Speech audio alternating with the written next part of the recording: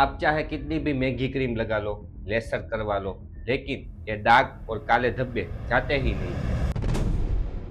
Sunlight, hormone, pregnancy, acne, ये सारे silent reason है जो स्किन को धीरे धीरे पेची और डल बना देती है। लेकिन अगर मैं कहूँ कि इसका सॉल्यूशन आपके किचन में ही पड़ा है। आज मैं आपको कोकोनट ऑयल से बनने वाली ऐसी चीजें बताने वाला हूँ जिसको यूज करके आपकी स्किन पे जो स्पॉट आया होगा उसको आप फेड कर सकते हो और स्किन का ग्लो बढ़ा सकते हो। अब जरा रुको, एक स्टेप पीछे आते हैं। किसी भी प्रॉब्लम को ठीक करने से पहले यह समझना जरूरी है कि ये प्रॉब्लम है क्या। आपने बार बार एक वर्ड सुना होगा, हाइपर पिगमेंटेशन, बट कभी बैठ के इसके बारे में सोचा है कि इसका एक्चुअली मीनिंग क्या होता है? सिंपल भाषा में मैं आपको समझाऊं तो हमारे स्किन के अंदर नेचुरल पिगमेंट होता है, उसे हम मेलेनिन कहते हैं। मेलेनिन डिसाइड करेगा कि आपका स्किन का कलर कैसा होगा। प्रॉब्लम तब शुरू होती है जब किसी वजह से ये मेलेनिन अनइवन बनना शुरू हो जाएगा। जब ज्यादा बनने लगता है तो हमारी स्किन डार्क हो जाती है। जब नॉर्मल तरीके से बनेगा तो हमारी स्किन अच्छी दिखेगी, और जब इम्बैलेंस हो जाएगा तब क्या होगा? Hyper pigmentation. अब यहाँ से सवाल क्या उठेगा, ये इम्बैलेंस आता कैसे है? और यहाँ से कहानी इंटरेस्टिंग बननी शुरू हो जाएगी। सबसे कॉमन रीजन क्या है? सन का एक्सपोजर। आप कभी भी बाहर जाओगे, ऑफिस जाओगे, शॉपिंग करने के लिए जाओगे या तो बाइक चलाओगे, तो क्या होगा? सन का एक्सपोजर आएगा, उसमें यूवी रे होता है। तो स्किन प्रोटेक्शन लगाने के लिए क्या करेगी? आप सनस्क्रीन जो नहीं लगाओगे तो उसके कारण स्किन को प्रोटेक्शन तो चाहिए, तो वो क्या करेगा? अंदर से एक्स्ट्रा मेलेनिन बनाना शुरू कर देगा, और उसके कारण क्या होता है? हमारी चीक हो, हमारा फोरहेड हो, हमारी लिप हो, वहाँ पे स्पैच बन जाता है। अब दूसरा बड़ा प्रॉब्लम क्या आता है? हार्मोन में इम्बैलेंस। प्रेगनेंसी हो, थायराइड प्रॉब्लम हो या तो पीसीओडी हो, तो क्या होगा? जो भी हार्मोन इम्बैलेंस होता है तो उसके कारण डायरेक्ट उसका इफेक्ट आता है मेलेनिन के प्रोडक्शन पर। तो कभी भी आपने नोटिस किया हो तो आफ्टर डिलीवरी के बाद किसी भी कोई महिला को उसके फेस पे ब्राउन जैसा स्पैच दिखाई देता होगा। ये कॉमन है, सभी के अंदर होता है। उसमें क्या होता है? हार्मोन इम्बैलेंस के कारण मेलेनिन का प्रोडक्शन में भी इम्बैलेंस आ जाता है। अब आता है ड्राई स्किन। क्योंकि स्किन हाइड्रेट नहीं होगी तो क्या होगा? उसका प्रोटेक्शन वीक हो जाएगा, और जब भी सन का एक्सपोजर आएगा तो पिगमेंटेशन होना संभव है। अब आता है एक्ने स्कार। आपको जब भी पिंपल होता है तो बाद में क्या होता है? वहाँ पे डार्क स्पैच हो जाता है। तो क्या होगा? आपकी स्किन हील करना शुरू करेगी तो वहाँ पे भी पिगमेंटेशन आएगा और स्कार भी लगेगा। अब बात आती है एजिंग। जैसे जैसे आपकी उम्र बढ़ती है वैसे वैसे जो स्किन के रिपेयर सिस्टम होती है वो धीरे धीरे वीक होना शुरू हो जाती है। तो जब भी सन का एक्सपोजर आएगा आपकी स्किन पे तो उसके कारण स्किन डैमेज होगा, और स्किन डैमेज होगा तो वहाँ पे हाइपर पिगमेंटेशन होना संभव है। अब आपको कॉज तो पता चल गया है, जब कॉज पता होगा तो आप सही सॉल्यूशन जरूर से ढूंढ पाओगे। अब यहाँ पर एक सवाल ये भी आता है कि मार्केट में ऑयल तो बहुत सारे मिलते हैं, almond oil, olive oil, sunflower oil, लेकिन हमको कोकोनट ऑयल ही क्यों यूज करना है? क्या इसमें कुछ बात ऐसी है या तो हमारे घर में मिल जाता है इसीलिए कोकोनट ऑयल यूज करना है?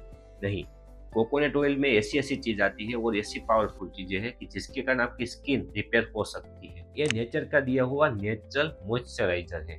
आप जब उसको सरफेस पे लगाओगे तो वो धीरे धीरे अंदर एब्जॉर्ब होना शुरू हो जाएगा, और जब अंदर भी मॉइस्चराइजर मिलता है तो क्या होगा?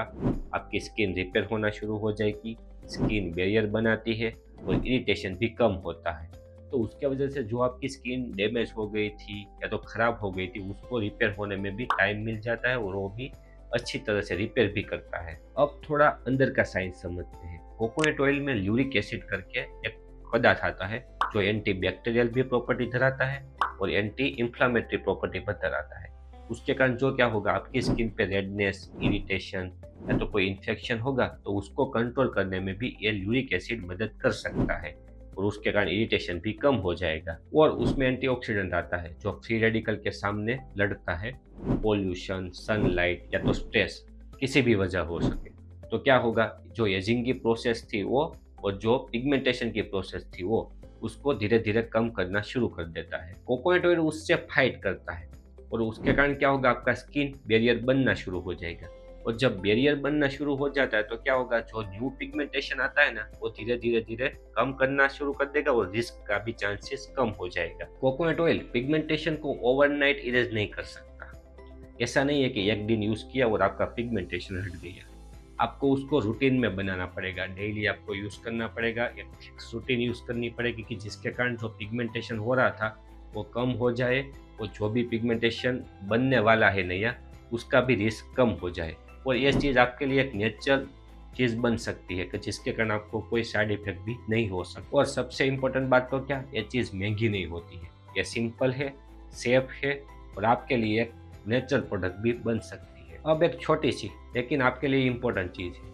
आगे हम जो भी रेमेडी देखने वाले हैं उसको आँखें बंद करके यूज़ नहीं करनी है, क्योंकि किसी की स्किन ऑयली होती है तो किसी की ड्राई, तो किसी की सेंसिटिव भी हो सकती है। इसीलिए इस बात को आप ध्यान से सुनिए। एक बार आप खुद आपको पूछिए कि मेरी स्किन की टाइप कौन-सी है? मैं सन में ज़्यादा रहता हूँ कि नहीं रहता हूँ?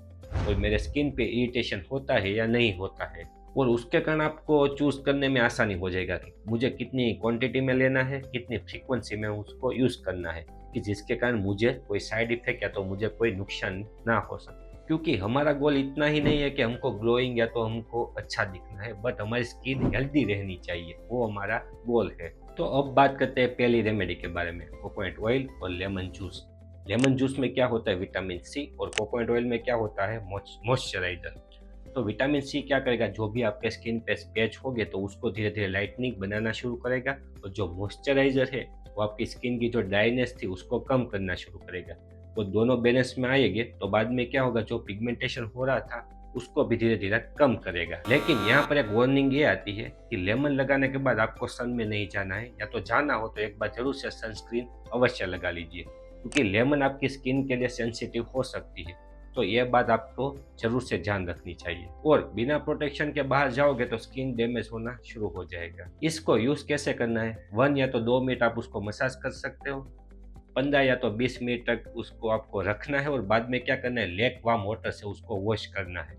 हफ्ते में 2 या तो 3 बार उसको यूज़ कर सकते हो, बट रूटीन उसको यूज़ करना है, वरना आपको रिज़ल्ट नहीं मिलेगा। अब दूसरी रेमेडी क्या आती है, कोकोनट ऑयल और हल्दी। कोकोनट ऑयल में क्या होता है तो आपको पता है, मॉइस्चराइज़र, और हल्दी में क्या आता है, कर्क्यूमिन। ये कर्क्यूमिन क्या चीज़ है, एंटी इन्फ्लेमेटरी प्रॉपर्टी धराती है और एंटी माइक्रोबियल प्रॉपर्टी धराती है।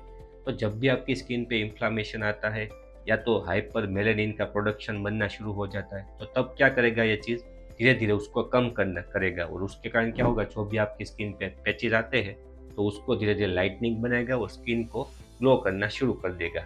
ये मोस्ट ऑफ़ली ऐसे लोगों के लिए है जो जिसकी स्किन ड्राई है और जिसकी स्किन में इरिटेशन होता है। बट क्वांटिटी याद रखें, 1 टेबलस्पून कोकोनट ऑयल और हाफ टेबलस्पून हल्दी लेनी है, उसको मिक्स करने के बाद आप यूज़ कर सकते हो। अब तीसरी रेमेडी क्या आती है, और वो भी सेंसिटिव लोगों के लिए बहुत अच्छी मानी जाती है, कोकोनट ऑयल और एलोवेरा। एलोवेरा में एक कंपोनेंट आता है, उसको बोलते हैं एलिसिन, और ये एलिसिन क्या करेगा, जो भी मेलेटिन का ओवर प्रोडक्शन होता होगा तो उसको कम करेगा। जो भी आपके स्किन पे स्पैचेस हो गए तो उसको भी कम करेगा और लाइटनिंग बनाएगा।